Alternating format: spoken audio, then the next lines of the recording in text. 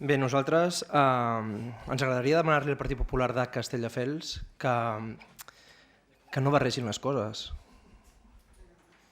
Es basen en barrejar coses. I aquí no estem parlant d'independentisme, tot i que les seves maneres de fer ens ajuden a que la gent tingui cada cop més ganes de la independència de Catalunya.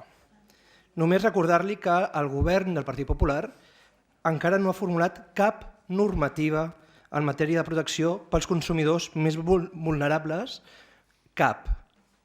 Per tant, dediquin-se a mirar què passa a tot arreu, no només a Catalunya. No és un problema només de Catalunya, el problema és que Catalunya demana fer una llei i vostès, com sempre, tanquem l'aixeta a Catalunya i no es pot fer res. No es confonguin.